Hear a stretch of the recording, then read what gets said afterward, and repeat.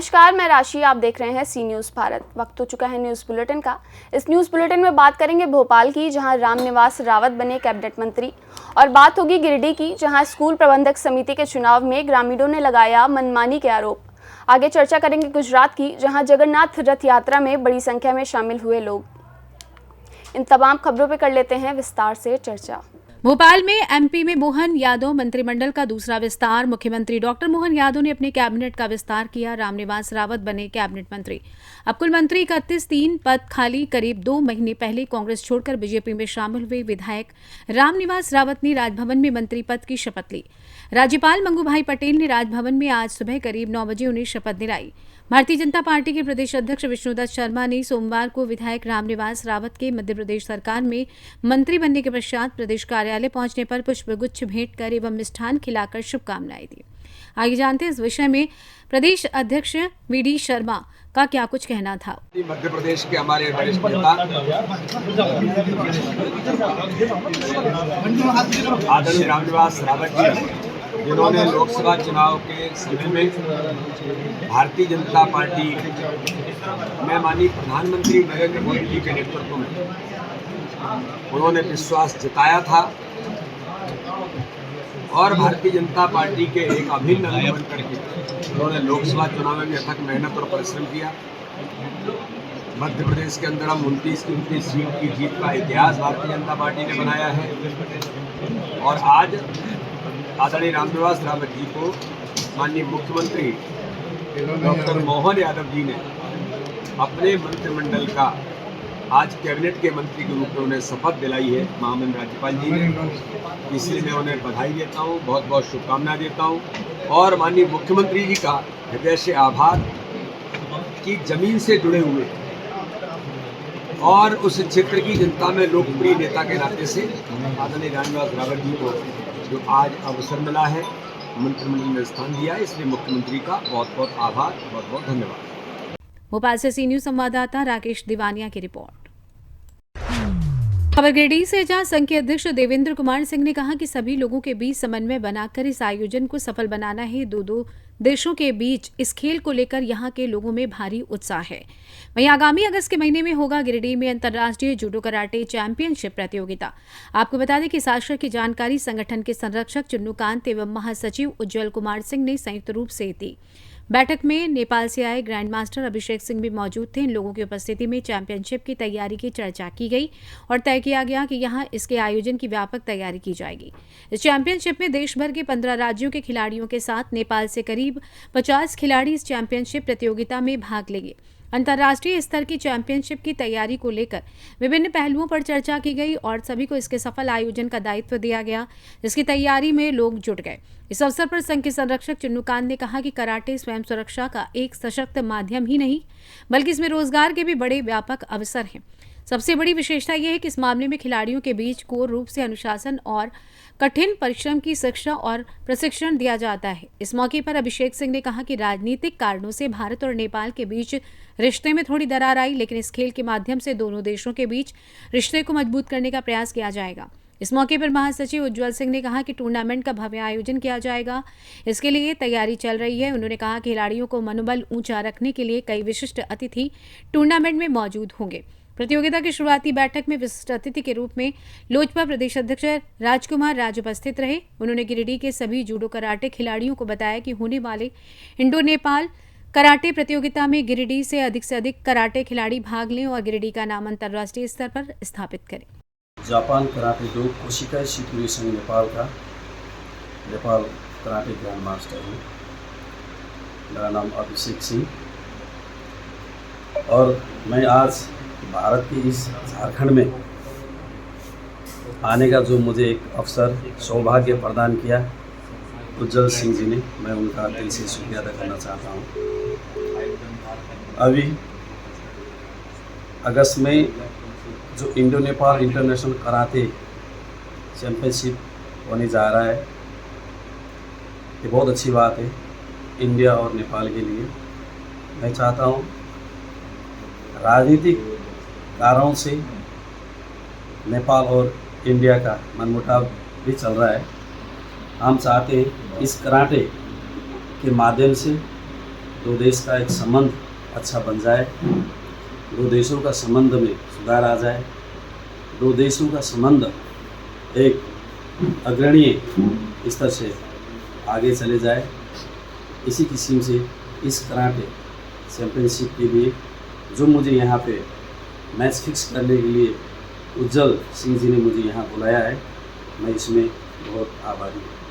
आप आज से पहले भी आप कभी गिरिडीह आए हैं? गिरिडीह में पहली बार आया हूँ। पहली बार आए जी। तो ये आयोजन आप लोगों का कब होने वाला है? ये अगस्त में होने वाला है, अगस्त 29-30। 2 दिन का ये चैम्पियनशिप होगा। तो यहाँ पे मतलब किस टाइप का आप लोग क्या आप लोग चैम्पियनशिप करा रहे हैं? जैसे कराटे होता है या और कुछ भी इसके साथ होता है? देखिए, पहले तो इस टूर्नामेंट का नाम इंडो नेपाल इंटरनेशनल दिया गया है और 2 देश का है ये गेम। अब इसमें फाइट भी होगा, जापानीज में इसको कुमोते बोलते हैं, और काता भी होगा, और उस टाइम अब गोंकाई भी हो सकता है, और प्लेयर पर भी डिफेंड रहेगा। वैसे खास तो काता और फाइट ही रहेगा इसमें, कराटा और फाइट। जी। तो आप यहाँ पे बच्चों को आप क्या करना चाहेंगे? बच्चों को मार्शल आर्ट सीखना चाहिए।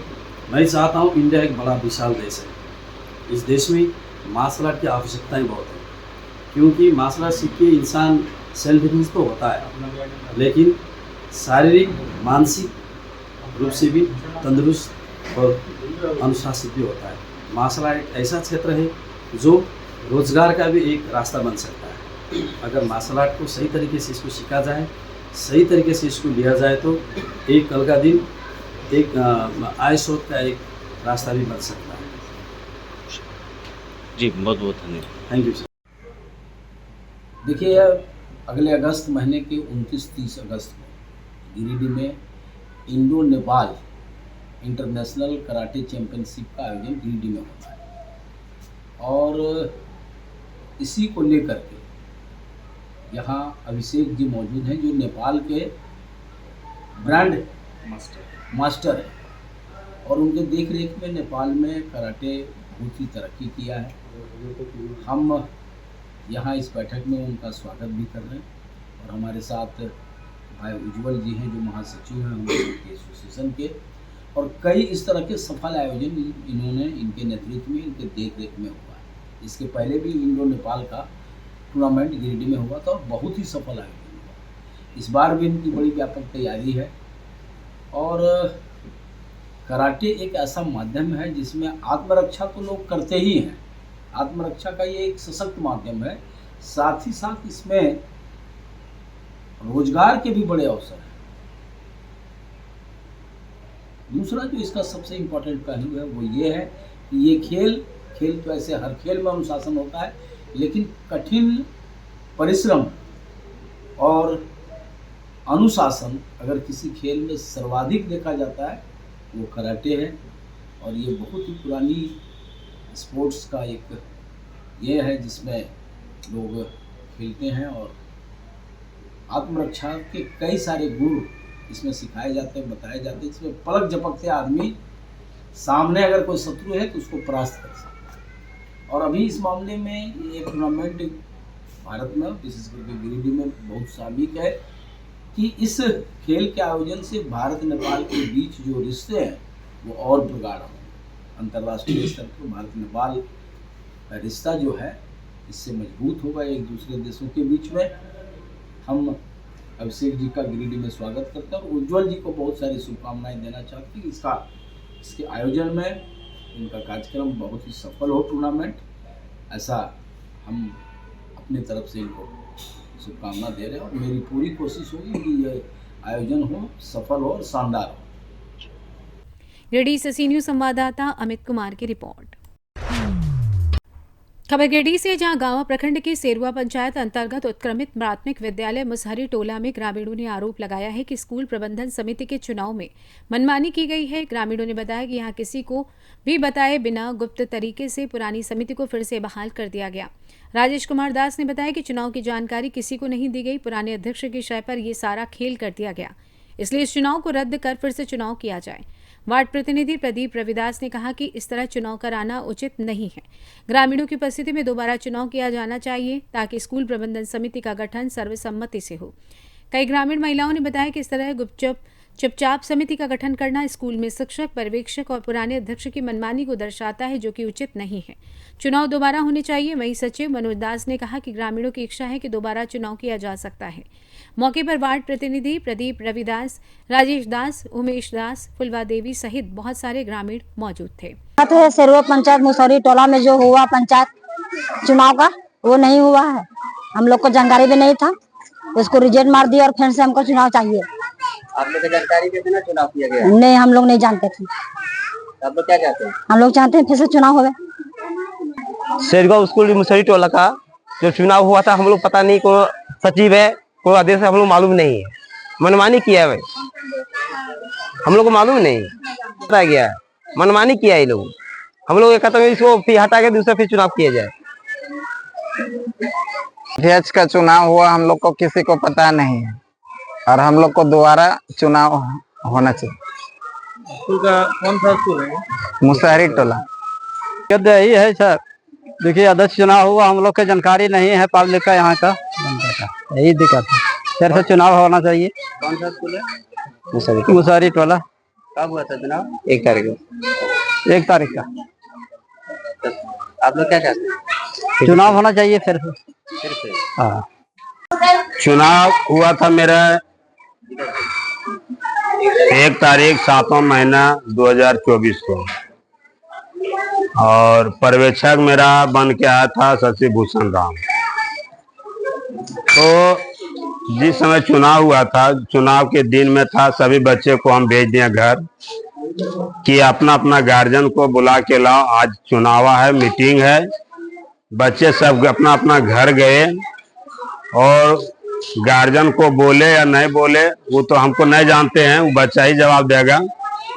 लेकिन जितने भी लोग यहाँ पहुंचे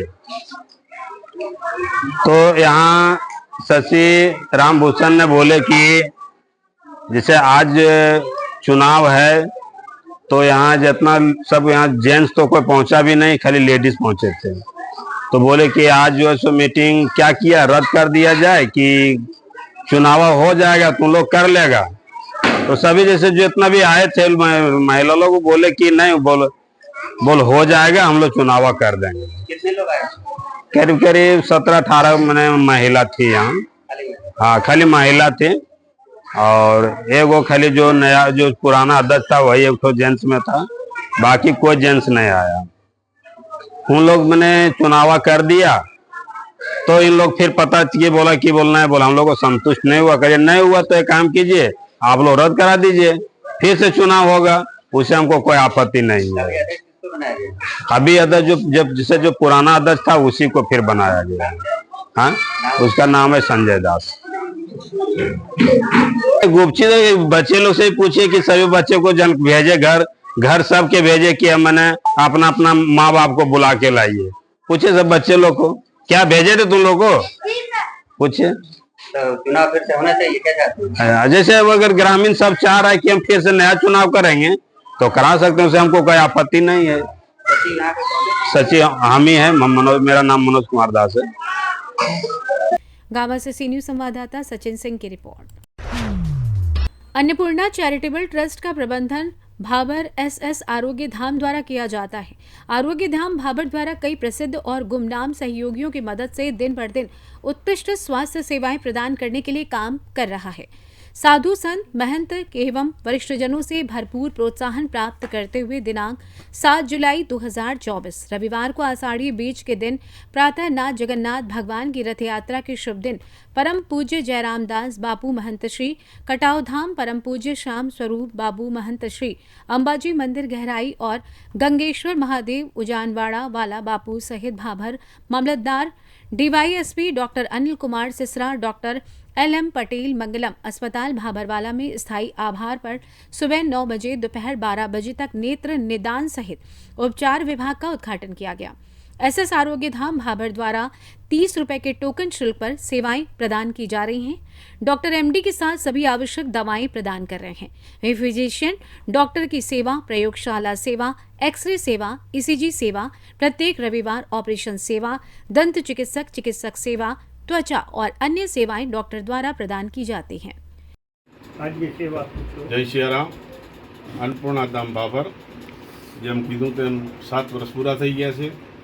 આવી સેવા કે આપણે ઘરે જમવાનું લોકોને 1 વાગે 1:30 વાગે મળે, 10:30 વાગે ટાઈમસર ટિફિન પહોંચી જવું, સાંજે 6:30 વાગે ટાઈમસર ટિફિન પહોંચી જવું અને અશક્ત લોકો, ઉંમરવાન લોકો જે જેમનાથી બની શકતું નથી, પૈસા હોવા પણ છતાં બની શકતું નથી, એટલે આવી અમૂલ્ય સેવા અને 30 રૂપિયાની અંદર સારું સુપર જમવાનું અને જય સિયારામ બોલો તો 1 પણ રૂપિયો લેવામાં આવતો નથી। ખૂબ સુંદર સારું આયોજન સુપર ચાલે છે। એના પછી આ 3 વર્ષ પછી એસએસ આરોગ્યધામ ચાલુ કર્યું, એની પણ પ્રગતિ દિવસે દિવસે બહુ સુંદર ચાલે છે। અત્યારે તમે જો બોટલ ચડે દવા લેવા તમે ગમે ત્યાં જાઓ 450-500 રૂપિયાનો બિલ બને છે। 30 રૂપિયાની અંદર દવાઓ, બોટલ, 1, 2 રાત્રિ સેવા, 24 કલાક સેવા પણ ચાલુ છે। આવી દુર્લભ સેવા કોઈ જગ્યાએ ક્યાંય જોવા મળશે નહીં। લોકોએ દરેકે લાભ લેવો। આ મીડિયાના આ માધ્યમથી દરેકે લાભ લેવા જેવો છે। ભાભરની અંદર જે ગરીબ માણસો, જેની સ્થિતિ નથી, જેની પાસે પૈસા નથી, એના માટે તો બહુ અતિ ઉત્તમ કાર્ય છે। આવું કાર્ય પરમાત્મા ચલાવતા રહે અને દરેકના સાથ સહકારથી ચાલે છે। આ કાર્ય આપણા ભાભરના અહીંથી ગયેલા જે લોકો 10, 15, 20 વર્ષથી જે ગયેલા છે એ પોતાની ભૂમિને ભૂલતા નથી। એ લોકોના દાનથી, એ લોકોના સહયોગથી આ કામ ચાલે છે અને લોકો અઢળક પૈસા આપે છે અને એમના જ થકી આ કામ ચાલે છે, સુંદર કામ ચાલે છે। એટલે પરમ કૃપાળુ પરમાત્મા બહુ પ્રગતિ કરાવશે।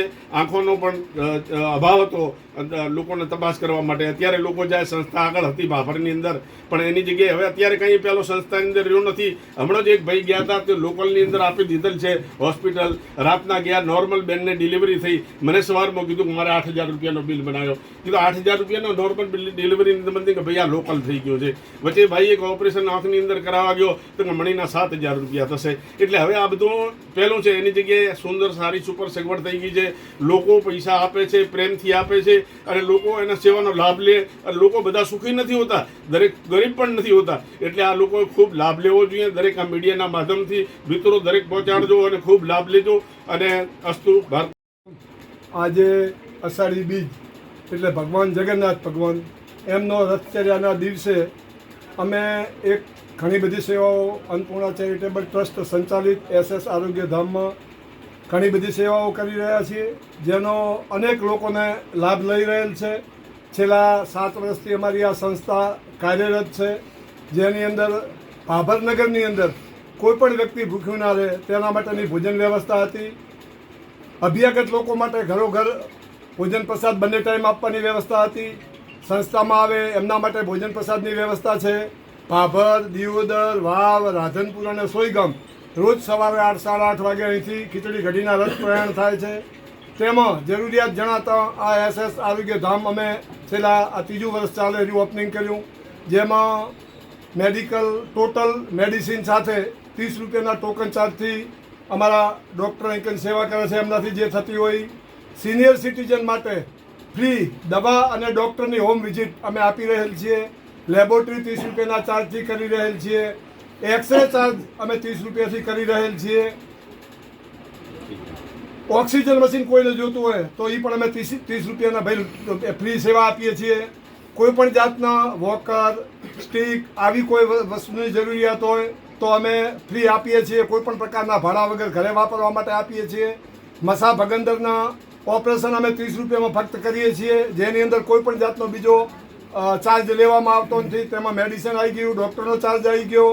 હમણાં 2 મહિના પહેલાં ડેન્ટિસ્ટની સેવા ચાલુ કરી છે, જે પણ 30 રૂપિયાના ટોકન ચાર્જથી અમે કરી રહ્યા છીએ। આજે આ આંખની સેવા ચાલુ કરી છે, જેની અંદર ભાભરનગર તેમજ ભાભરની આજુબાજુ 40 કિલોમીટર 30 કિલોમીટરમાં જ્યાં સુધી અમારાથી પહોંચાશે ત્યાં સુધી અમે ચક્ષુદાન લઈ અને એની પણ સેવા ચાલુ કરી રહ્યા છીએ।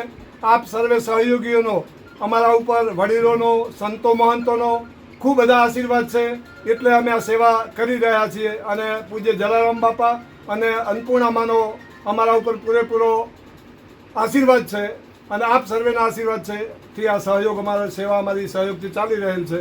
બસ તથાસ્તુ. જય સિયારાम. गुजरात से सी न्यूज संवाददाता सुनील भाई गोकलानी की रिपोर्ट। आज कैबिनेट मंत्री बलवंत सिंह राजपूत और सांसद भरत सिंह डाबी की मौजूदगी में पाटन की 142वीं रथ यात्रा को हरी झंडी दिखाकर रवाना किया गया। भगवान जगन्नाथ जी अपने भाई बलभद्र और बहन सुभद्रा के साथ भक्तों के जय जय जगन्नाथ, हाथी घोड़े पालकी, जय कन्हैया लाल की के जय घोष के बीच पारंपरिक नगरचर्या में निकले।